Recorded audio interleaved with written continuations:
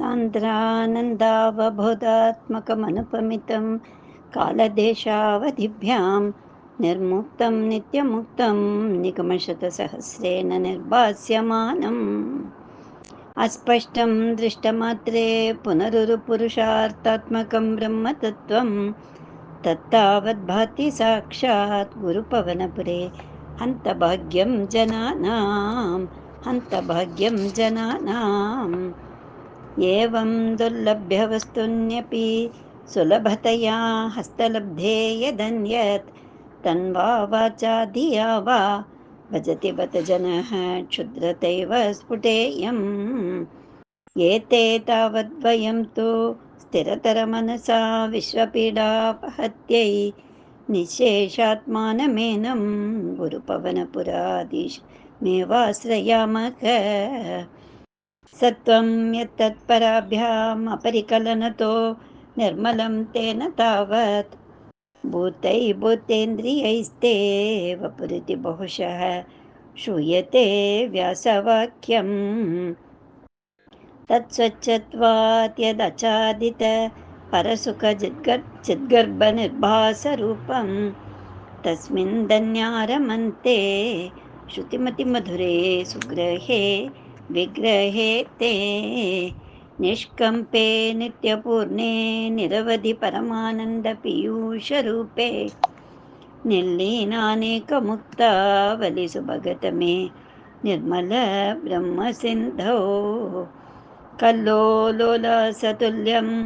खलु विमलतरं सत्त्वमाहुस्तदात्मा कस्मान्नो निष्कलस्त्वं सकलिति वचः त्वत्कलास्वेव भूमन् निर्व्यापारोऽपि निष्कारणमजभजसे यत्क्रियामीक्षणाख्यां तेनैवोदेति लीना प्रकृतिरसति कल्पापि कल्पादिकाले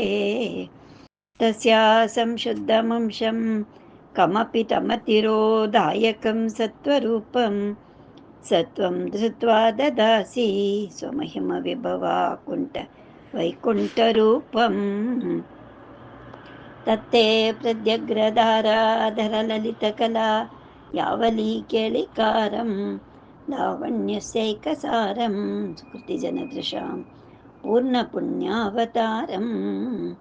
लक्ष्मीनिशङ्कलीला निलयनममृत स्यन्दसन्दोहमन्तः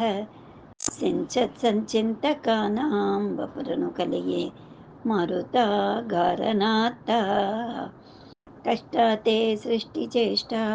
बहुतरभवखे दावाः जीवभाजाम् इत्येवं पूर्वमालोचितमजितमया नैवमद्याभिजाने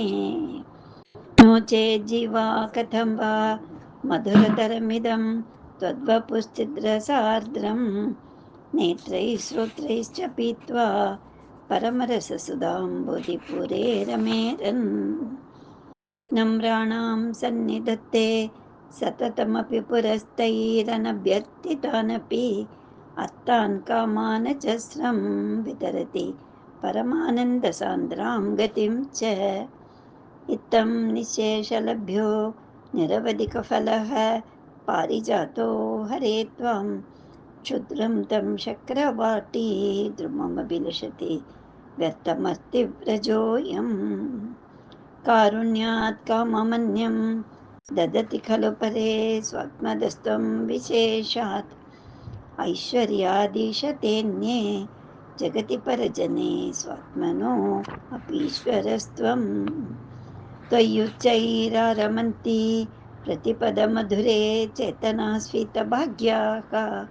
त्वं चात्मा रामये वेत्ततुलगुणगणा धारशौर्ये नमस्ते ऐश्वर्यं शङ्करादीश्वर विनियमनं विश्वतेजोहराणां तेजस्संहारि वीर्यं विमलमपि यशो निःस्पृहैश्चोपगीतम् अङ्गासङ्गा सदा श्रीरखिलविदसिन क्वापि ते सङ्गवार्ता तद्वार्तागारवासिन् मुरहर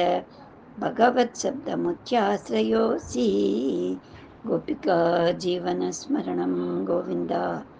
गोविन्द नारायणाखिल गुरु